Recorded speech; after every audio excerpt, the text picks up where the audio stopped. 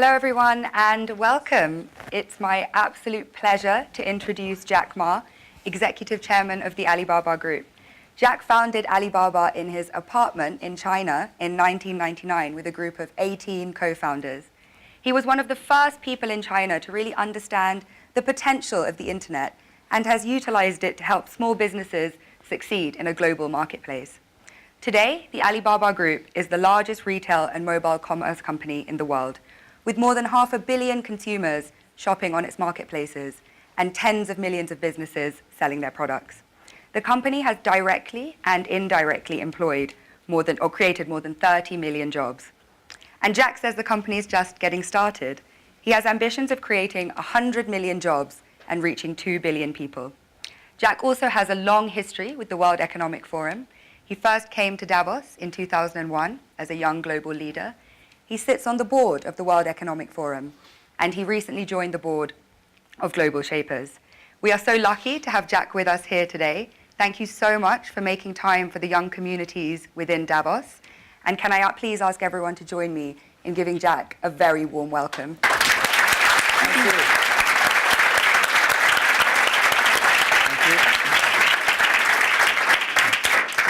We have global shapers, young global leaders, and technology pioneers in the room who are all really looking forward to asking some questions. So I'll just kick off with a few first. Please. So you ended your interview last year by saying we really need to pay attention to people who are 30 years old, to the next 30 years, and to companies that have less than 30 employees. I turned 30 last year, so it was particularly welcome to hear this. And I think for many people in the room, they meet one or two of those categories. So in light of that, what are you most looking forward to and most scared of in the next 30 years? Yeah, we people are very lucky because we are in the area that the world is in a very big transformation because of the technology. I think we read a lot on the books that 200 years ago when the first industry have a lot of great people, and then 100 years ago, electricity revolution came, a lot of success people. So now the technology comes. This new technology will also create a lot of successful people, interesting careers. But honestly, every technological revolution comes is going to create a lot of social problems. And my view is the first technology revolution caused the First World War. Second technology revolution caused the Second World War. Now we're in the third. So what is going to happen? People worry about artificial intelligence. People worry about robots. People worry about a computer and data and privacy and securities. People start to worry. But whether you worry, it will come. You don't worry, it comes. So the thing is how you change yourself. So I think next 30 years, the world is going to be huge change. If there's a third world war, I think the world war should be a war against disease, a war against environment pollution, right? A war against poverty together. We should not a war against ourselves. But if we do not see clearly that using the new technology to solve this problem, if we do not unite, align together, human beings are going to fight each other. Because every technology revolution will make the world unbalanced. When something unbalanced coming, somebody used to be number one, suddenly become number two, and somebody was number three, and then become number one. It's all well comfortable. So we people, if you're 30 years old, my view is that when you are 20 to 30 years old, you should follow a good boss, join a good company to learn how to do things properly. When you're 30 to 40 years old, if you want to do something yourself, just do it. You still can't afford to lose, to fail. But when you're 40 to 50 years old, my suggestion is that you should do things that you are good at, right?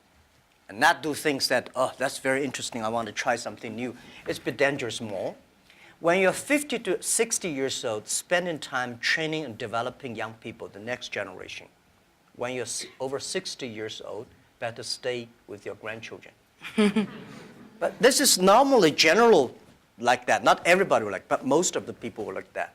So 30 years old, we people next to 30 years are the luckiest period. We have a lot of challenges, a lot of things are happening, and with our knowledge, with our physical power, it's time you need to change. You have to think, if you want to be successful tomorrow, it's impossible. If you want to be successful a year later, it's impossible. But if you want to win 10 years later, you have a chance. That is what I think. Wonderful. And moving on to a topic which is kind of impossible to ignore after 2017. So a third of all the people in leadership positions in Alibaba are women. But the picture elsewhere is a bit more bleak. And a friend of mine recently said something that has really stayed with me. Women are tired of empowerment programs, and we want power. In 2016, venture capitalists invested $58.2 billion in male-founded companies, while women received just $1.46 billion. And as 2017 showed, it was a year of sexual harassment scandals, the gender pay gap still exists, and unfortunately, the list does go on. So how do you think we can move beyond tokenistic gestures towards genuine gender equality? Yeah, that is very interesting. A few years, like 4 years ago, there is a journalist came to our company, and when he leaves, he asked me a question, why there are so many women in your company? And I never realized we have so many women in our company. I said, anything wrong? Today, we have a 49%, close 49% of the employees of our company are women. That's a lot for a high-tech company. It's not on purpose we hire women. We think they are great in helping us to grow. Alibaba is an e-commerce company. E-commerce is a service industry. To serve people better, you should have a service heart. We find that women doing much better jobs than men. And the second is that last century, people compete because of muscle. No, not this century is not muscle, it's the wisdom. And next is, I believe, if a person wants to be successful, you should have a high EQ. But if you don't want to lose quickly, you should have a high IQ. But if you want to be respected, you should have high LQ, the Q of love. So those three Qs put together, a lot of men, they have a high IQ but low EQ, and a very tiny LQ. Women, balance-wise, they're the best. If you want your company to be successful, if you want your company to operate with wisdom, with care, women is the best. In my company, we notice that women, they care others much more than men. Even on our site, today on shopping site, e-commerce, we find that women buy a lot of things. But they buy for their husband, their parents, their kids. Men only buy for themselves mostly. Because you care, that makes you the difference. So we have a 49% of the colleagues in the company are women, and close 37% of the senior management are women. We never feel anything wrong, and women, they sacrifice more. When they love it, they believe it, they continue to do it. So I think one of the secret sauce for Alibaba to be successful was successful in the past 18 years because we have so many women colleagues. And the other thing is that we feel so proud. And most of the time you see I go out, I never realize that when we count always 50% of women with my delegation, my team. Because we never think they're women, we think they're great colleagues. So if you try to say, now we got too many men, so we have to put some women inside, that's a disaster for both sides. So what would your advice be to companies that operate a little bit more on that quota-based system but seem to be not making progress or not having such kind of representation? When you have a quota-based, you must have a lot of women. You will never reach that.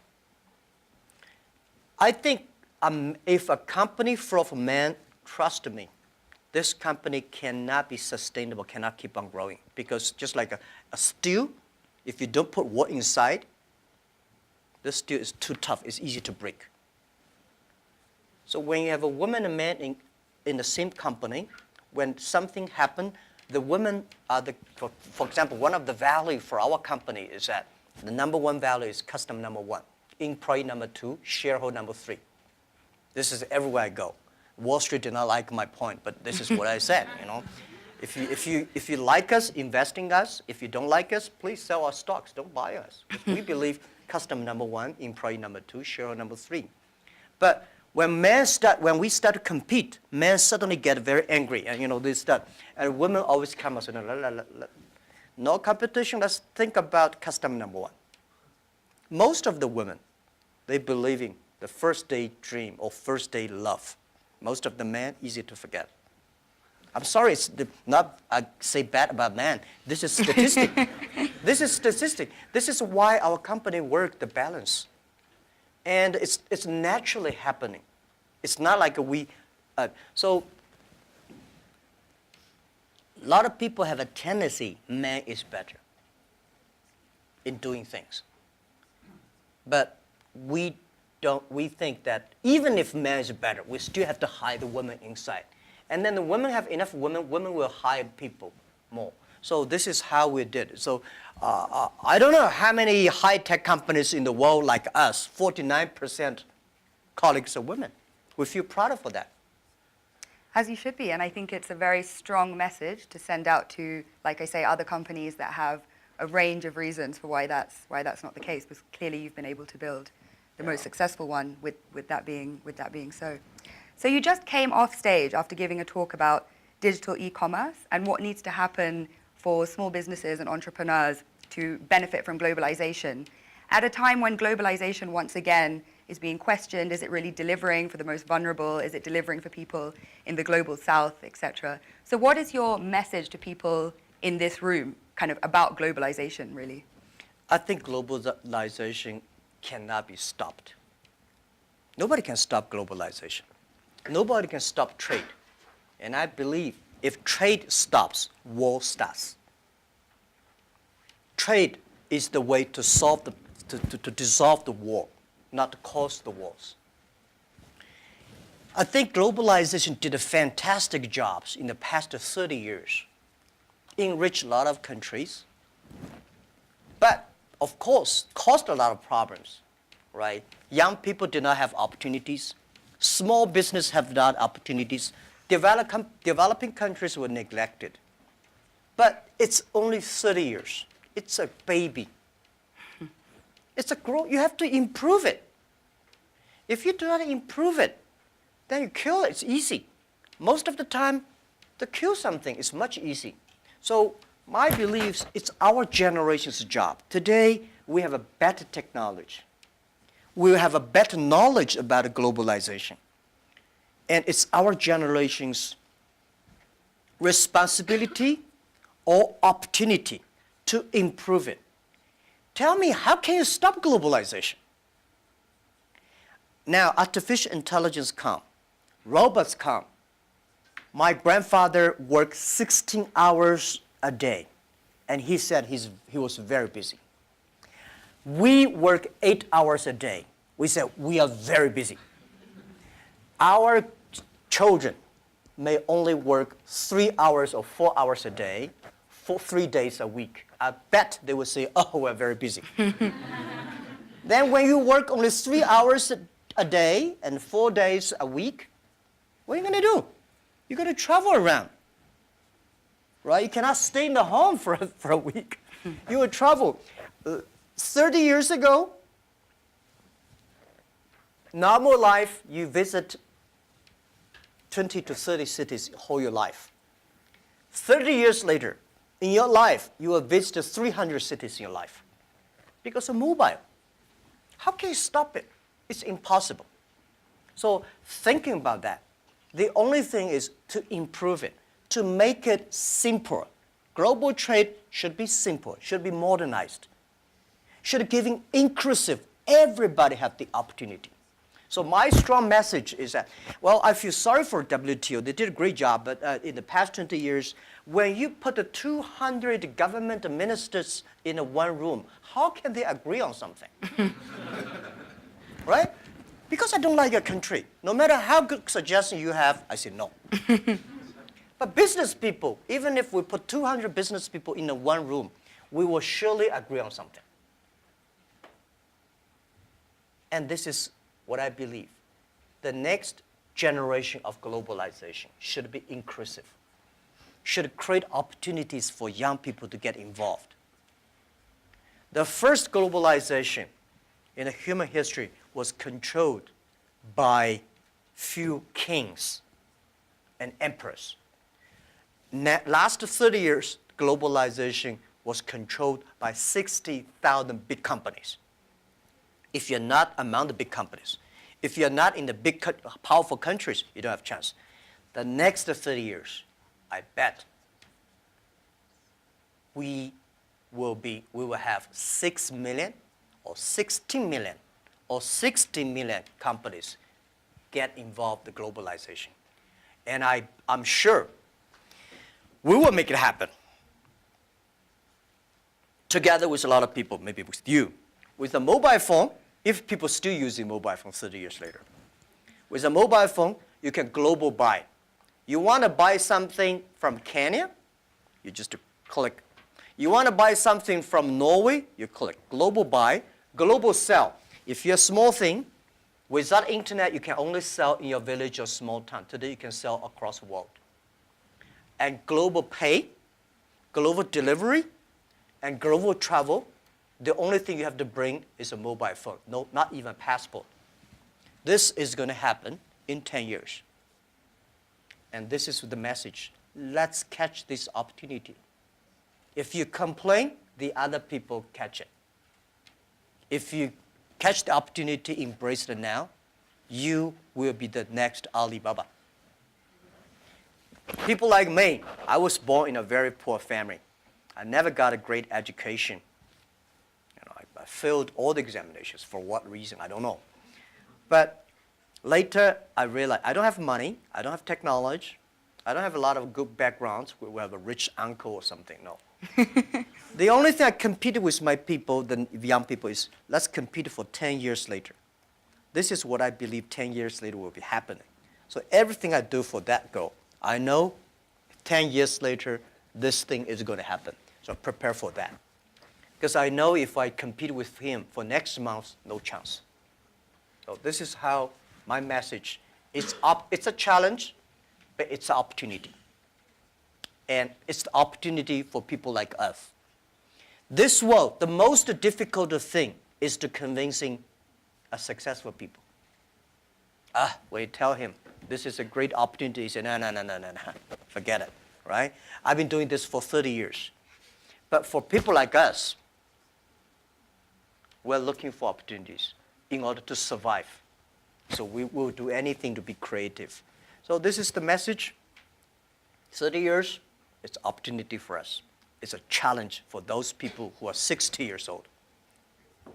If they're 60 years old,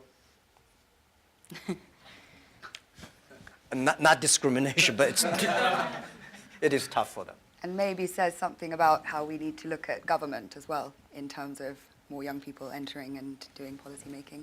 So if there are these 6 or 16 or 60 million businesses and we're all kind of hyper-connected, on a more fundamental level, do you think consumption is making us happy?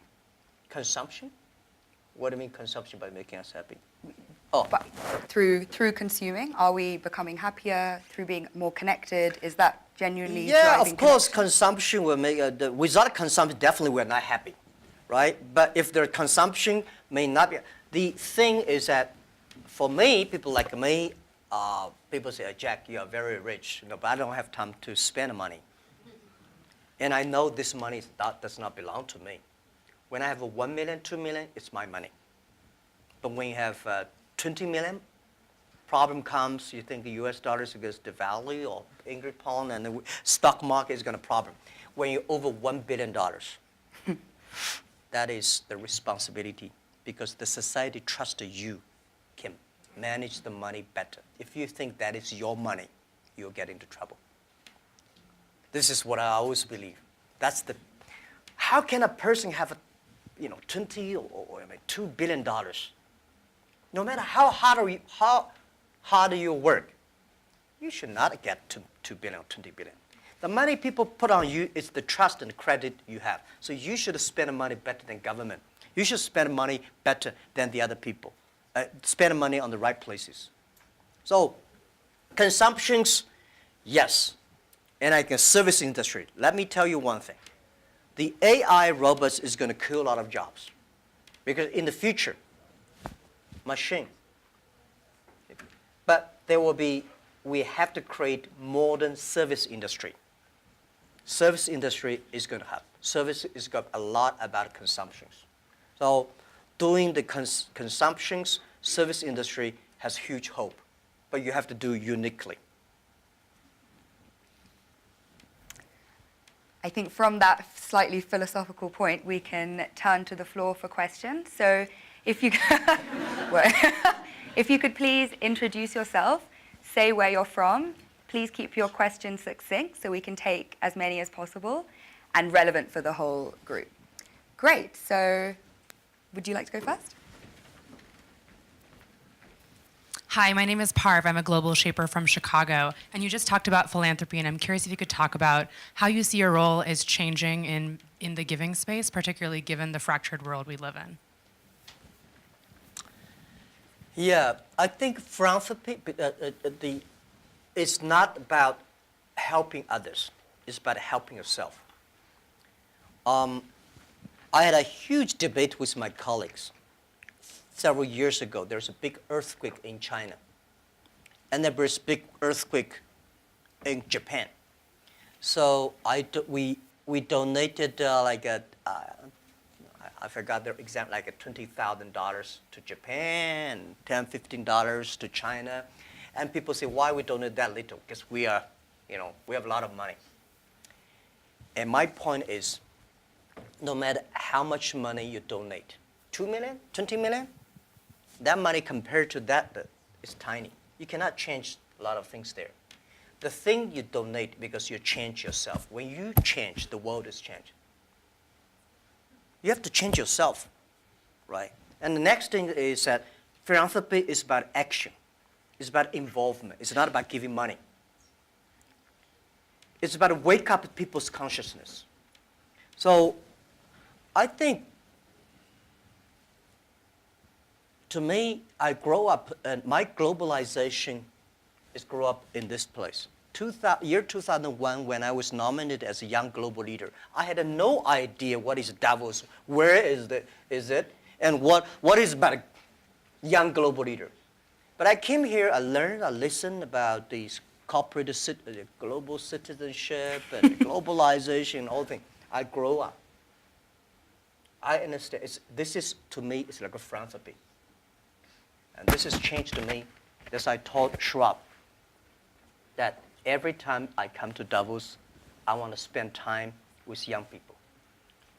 Because I benefit from young global leader, early days.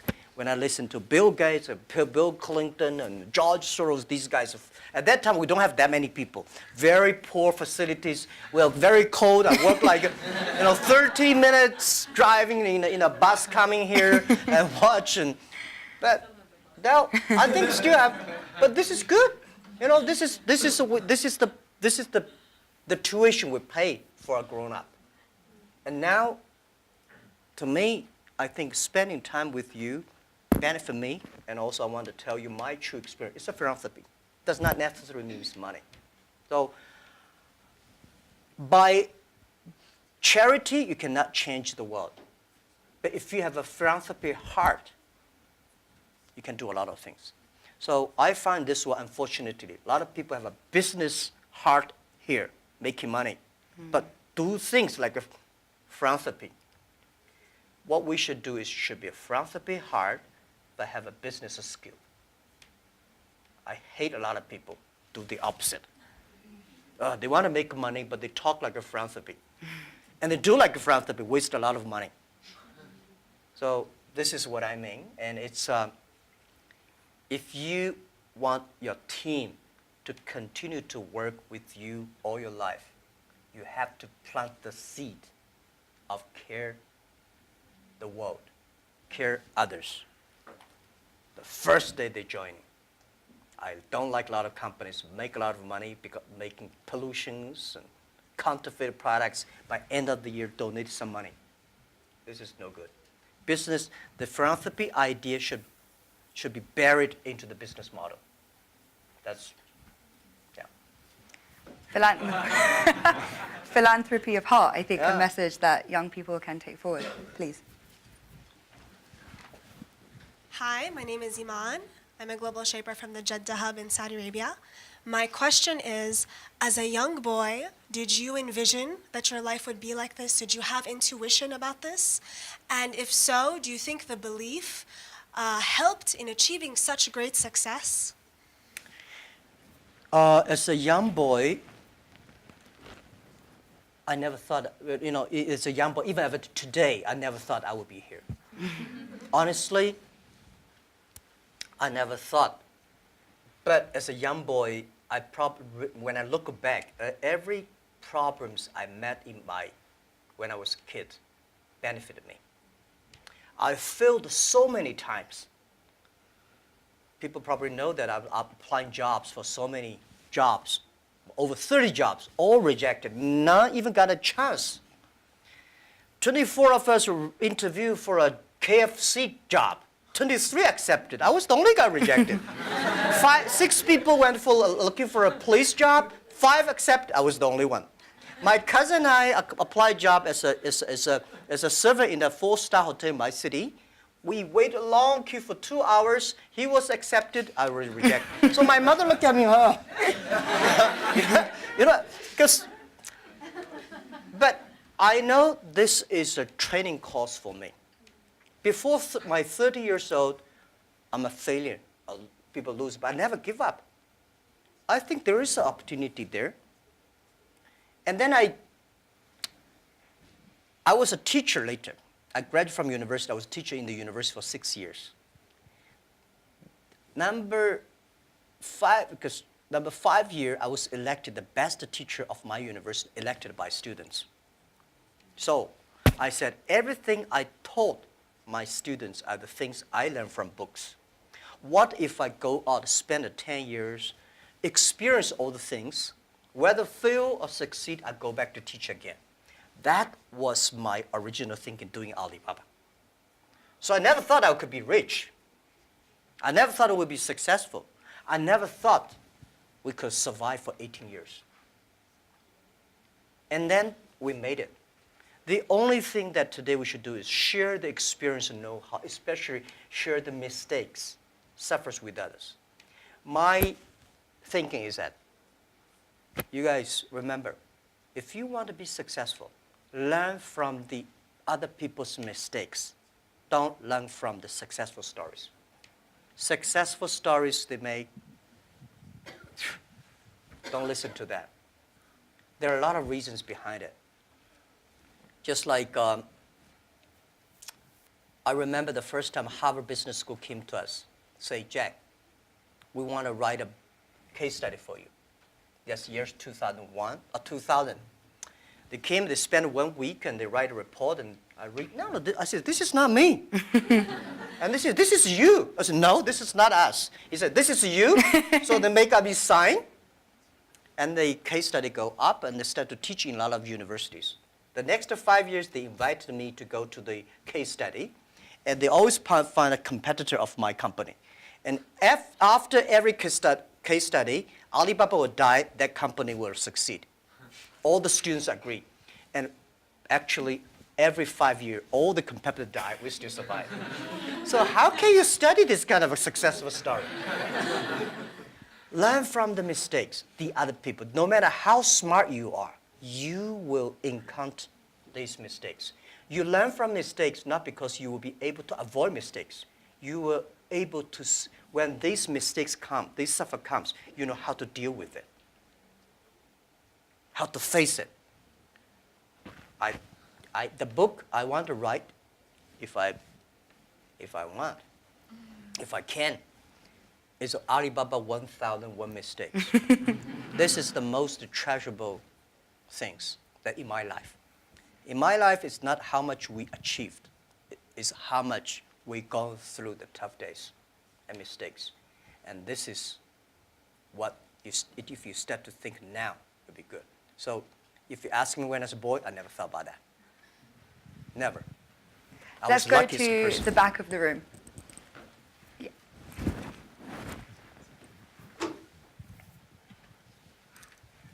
Fan Lin, YGL from Shanghai. I know that you recently spent 100 billion RMB in deep tech research. I just wonder how you think of the future of deep tech and how that's going to influence humanity and creativity. Yeah. Thank you.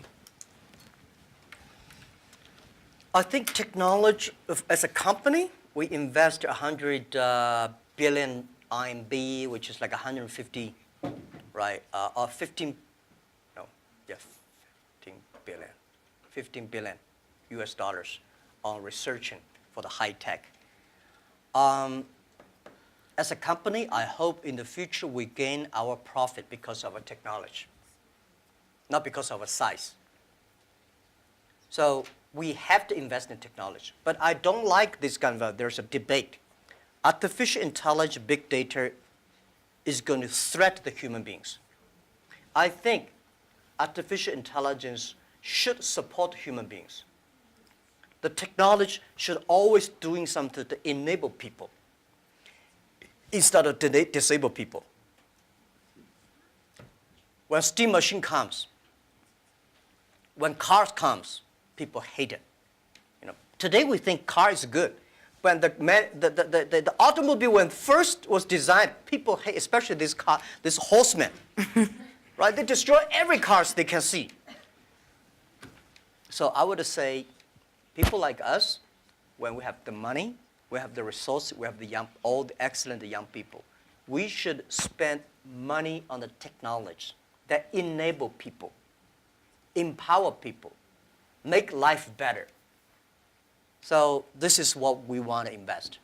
And I think artificial intelligence, no matter how artificial intelligence is good, human being in the future compete with the machine on knowledge, you don't have chance. Computer is always going to be smarter than you are. When there's a car, forget about who runs faster. When there's a plane, don't think you can fly like a. When there's a computer, you know, computer is always smarter than you are. They never forget. They remember everything. They never get angry. They calculate faster. But computer can never be as wise as a man. What's the difference between smart and wisdom? My view is, a smart people see something the other people don't see. A wise people see something, he pretend he did not see it. A smart people know what he want. A wise people know what he doesn't want. A wisdom, the person with wisdom knows, only you know I don't want this. Then you know what do you want. So I think this is the money we invest to support human beings, not supporting Alibaba. This lab is open to the whole world. It's not supporting Alibaba at all. Yeah. Wonderful. So hi, I'm Saad, Global Shaper from the Islamabad Hub. I really want to know what you think about leadership. Is it something that comes from the heart when it comes to decision making as a leader, or is it something that that you have to take, you have to think through your mind as well, or is it a bit of both? Like as a leader, when you make decisions, would you go with something that you really feel about from your heart, or would you try to have a mix of your mind and your heart when you make decisions? Yeah, I think it's a good question. I've been thinking about that. First, it's your nature instinct. There must have something that you different. Second is you need training. You should be trained through all the tough experience, but still positive. I found out some great leaders in the world. They are always positive. They never complain others. and never complain. And they look at the things in a different view, like normal people.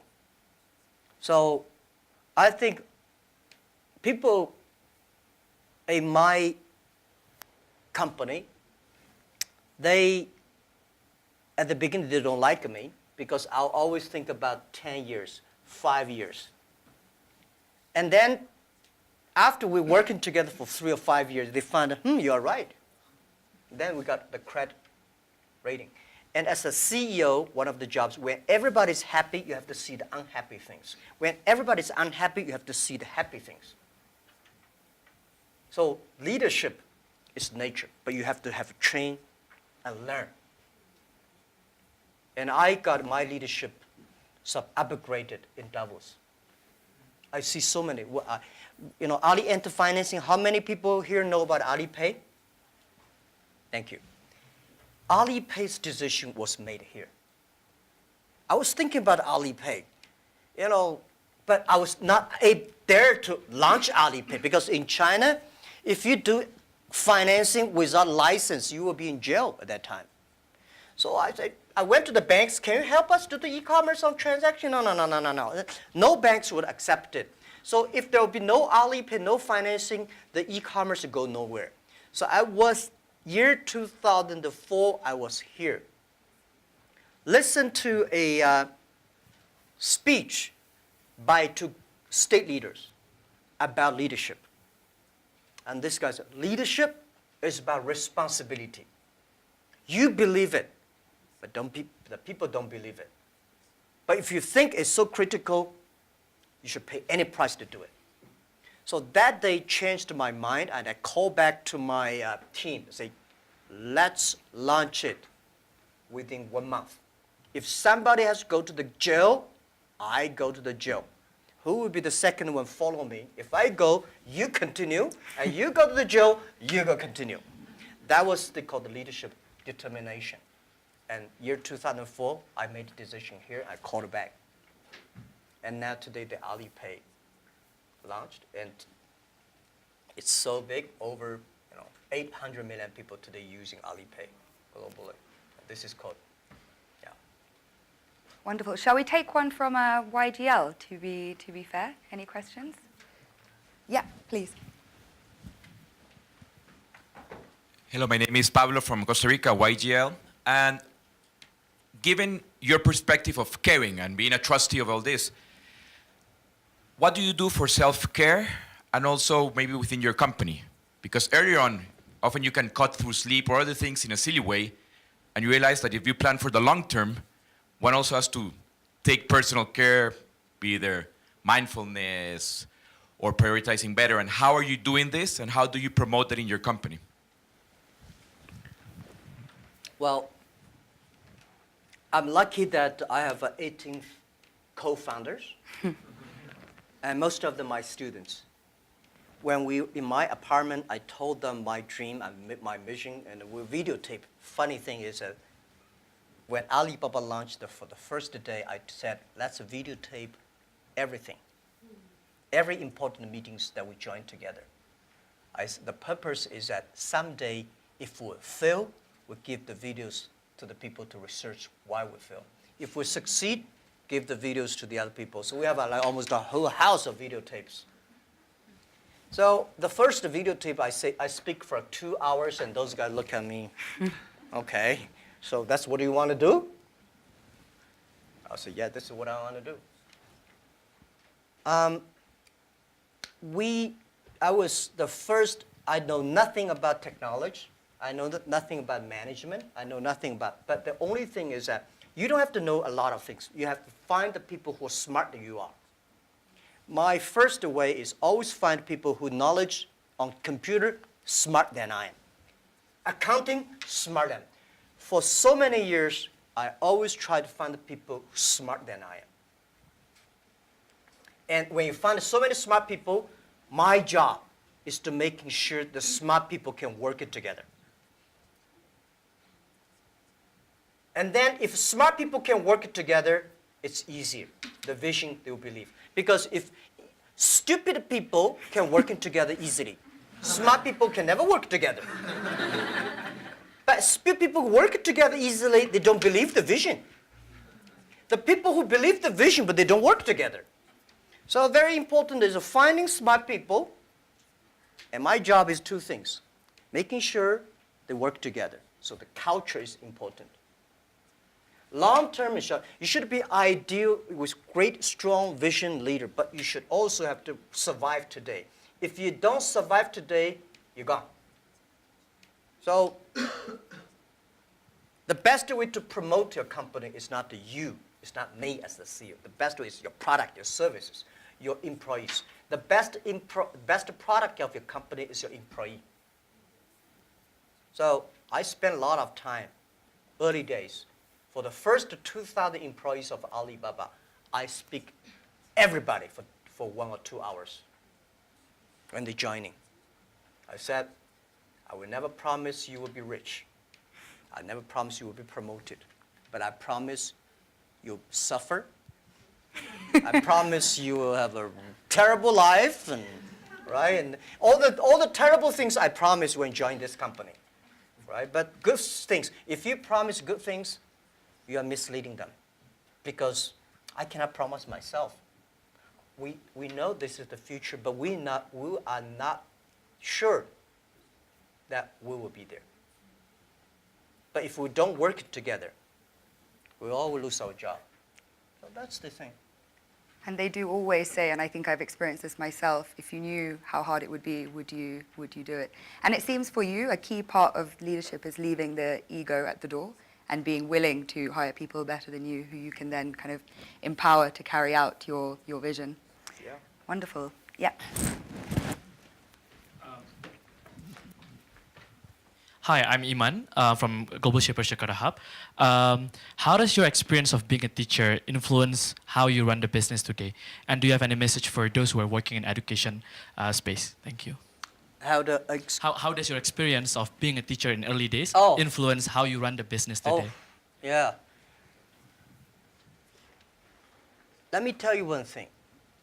I never thought I could be a CEO. I never thought later I'd become a good CEO. One of the things I learned is from teachers. As a teacher, very important character of a teacher is the teacher always expects his students better. I want this student to become a banker, that student to become a mayor, that guy is a scientist. This is all teachers want. If you don't have this kind of thinking, it's a terrible teacher. A good teacher always wants the other people better. You don't want this teacher in jail, that teacher is bankrupt, that teacher is, you know. So as a CEO, I trained myself is I always want those people join the company do better than they thought. And everything the company should do is making sure the good environment to training him to be more positive. And everything we do, this is a teacher. And teacher does not mean I know better than you are. Everything I know better than you are because I learn from others. So a teacher should learn all the time. A teacher should share all the time. A teacher should always expect the other people better than you are. And by the way, education, it's a big challenge now. If we do not change the way we teach, 30 years later we'll be in trouble. Because the way we teach, the thing we teach our kids are the things the past 200 years. It's knowledge-based. And we cannot teach our kids to compete with machine who is smarter. We have to teach something unique. That is, machine can never catch up with us. In this way, 30 years later, our kids have the chance. I hope I answered your question. It's a very difficult one to answer, but what are those skills that you think we need to teach? If we're moving away from knowledge, what are the key things? Value, believing, independent thinking, teamwork, care for others. These are the soft part. The knowledge may not teach you that. Folks, that's why I think we should teach our kids on sports, the music, the painting, art. So making sure humans should be different from everything we teach should be different from machine. If the machine can do better, you have to think about it.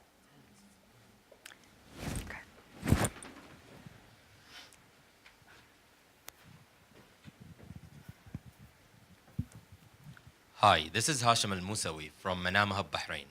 Talking about education and the fourth industrial revolution, we have been talking about people losing their jobs or they are not qualified enough with the skills needed. What are you doing for the people within your company to get up to date, to get continuous learning, to know what's the technologies needed for the future? Thank you. Okay, luckily I don't have to do a lot of these kind of things in my company because we are fighting every day for the future. We know if we do not work hard, Facebook or Google and Amazon, all these are going to do better, right? So this is why we are globalized. It's a competition globalized.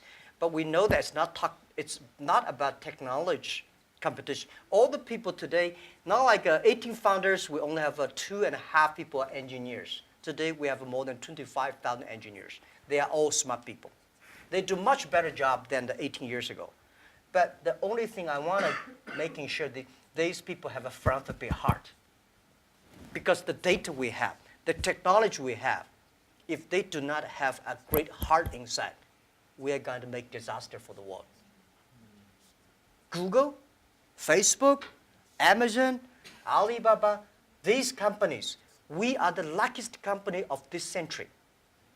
And we have the luck, if we're lucky, we have the responsibility that we should have a good heart to do something good.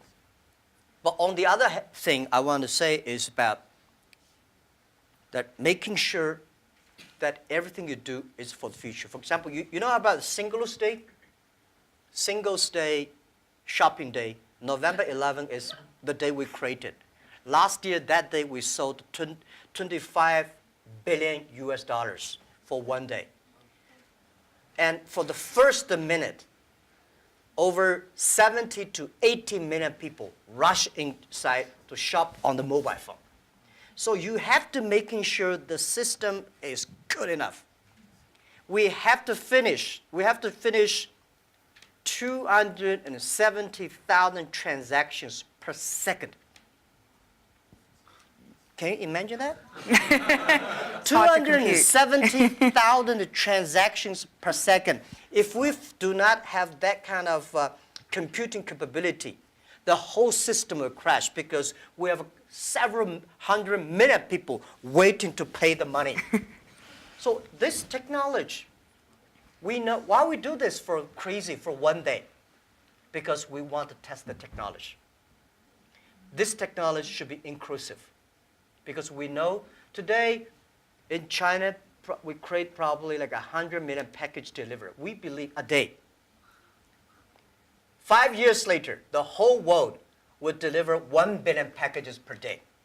Think about what's the technology. Are we ready for that? So the Singles Day is to testing this technology and to be inclusive. So making sure the market drive them, not the boss drive them.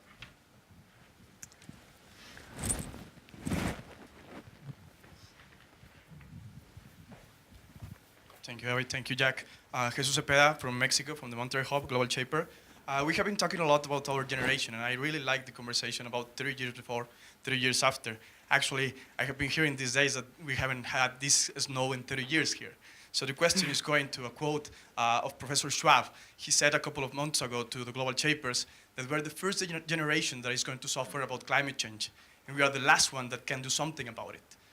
So with your teaching passion, what are the 3 things that you are saying to educate the 10 million employees or the 100 million employees or everyone who's looking at this video to develop an environmental mindset, a spiritual mindset, a non-fragmented world mindset?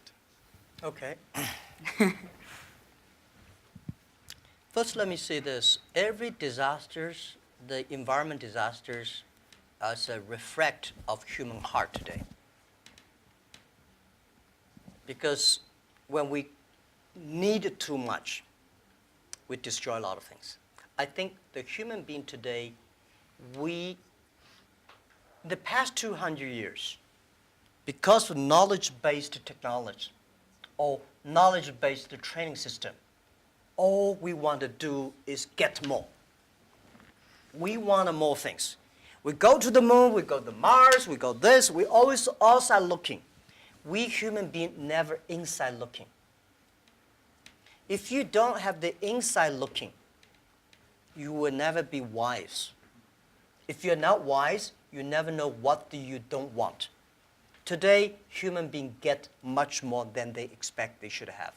So the environmental pollutions, the whole thing happening is because human beings become greedy, become arrogant. So this is why the big data, the data technology is trying to understand the inside of human. What is the data? Is the human behavior. A lot of people, trust me, the machine will know you better than you know yourself. Have you seen some movies? Some gamblers. You know, they're great. They look at the eyes. If he got a good card, this eyeball will shake. But normal people don't see it. The machine see all the details. Machine know you better. So what I would say is that in the data period, human being next to 100 years, human will know, try to understand inward looking. We will see a lot of ugly things of ourselves. When knowledge-based outward looking, you see the ugly things of the others and good things. When you look inside looking. This is Chinese philosophy. Chinese people, our believing is always inside working. We're supposed to have inside checking every three times a day. But not really. If you can really do that, you can do that. Then you'll be good. So for environment, you're right. If we do not make action, take action, all the money you make will spend in the hospital, medicine. Our kids will be in big trouble. So let's fix it. And first fix our heart, fix our know-how, and fix our belief. When you have a belief, when you have a religion, when you have a value, it's better. So I think this is what I concerned me. This is what I think the young people should always have, the value, the mission. If you have something you believe in your heart, then it will be different. This is what next 30 years education should be focused on. We have time for one last brief question. Karuna?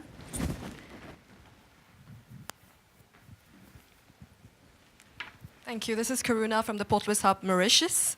And my question is, you talked about your workplace culture. I'd like to have one or two examples, if possible, of how do you motivate your employees. And I'd like to throw in a last question is, how much do you sleep? Because this is such a controversial topic and I keep hearing different versions. Thank you. What about keep the different versions? Some people say you don't need sleep. I've heard CEOs sleep only 4 hours. I've heard CEOs sleep only 3 to 4 hours, and whereas I've heard you need at least 8 hours. So yeah, I'm a bit divided, and I'd love to know your secret. Thank you. Yeah. How do I motivate, incentive or motivate my colleagues? You have to find the people that can mobilize themselves. It's impossible to encourage a negative person. So the people you hire, the people work together, they have to be, or you cannot, we have 65,000 employees now, you cannot hire all of them that positive, but at least the people work with me. My management, leadership, several areas, they have to be positive. They have to know to incentive the others, because I cannot incentive everybody. And making sure the culture. So I think it would be very painful for me to talk to my vice president, and he need to be incentivized and mobilized every time, right? This won't work. If he does not know how to incentivize or mobilize his people, it's better. I don't think he will be the vice president. He should be a good engineer, good designer, but not a good leader. A good leader should know help, but not by only money. Most of people incentivized or mobilized not because you give them a lot of money. You give them respect, trust, appreciation, and correct, heartful advice. When you come to my meetings, internal meetings, you will be shocked because we are not like a lot of the other Chinese company. The boss say, everybody listen, take notes, and go down. We are like a war room. We make decisions based on whose voice is louder. Right? Early days, we fight and talk, and then making sure everybody speak up. Right. So this is also a way of mobilize and incentive. There are a lot of ways, and different people have a different way to send incentive. So this, how much time I sleep? Yeah, I have a problem. I mean, I sleep not very short, but not good. And I don't eat a lot. This is something that I was curious. I don't eat a lot. I'm a very picky on the food. And I don't know, sometimes I would love to see what the things that make me work like that. But for sure, that if I suddenly give me 1 month's vacation, I'll collapse. I think there'll be something in my heart, maybe the mission. At the beginning, it's a mission of 18 people. Today, we have 65,000 people. They all believe the mission. So if I give up, I can give up my position, but I should not give up the mission. If I give up, everybody say, hey, no. So, and then especially today, Alibaba at this size, people continue to say, for this size, the growth rate will be tiny or down. So what's the 10, 20 years Alibaba will look like? If you want to still be greater or triple our size, what the direction, how to do it. So I spend a lot of time thinking, And I love to think. Good thing is I have a good team now. I think, I do the talk, they do the work. Yes. On that note, I'm sorry we didn't have a chance to take everyone's questions. We'll just have to make this an annual convening from now on. And I hope you can all join me in thanking Jack for his strong message of youth, inclusivity, particularly in the context of trade, and how we should all take time to look inside ourselves, cultivate our wiseness, because that's how we'll differentiate ourselves from machines. Thank you so much.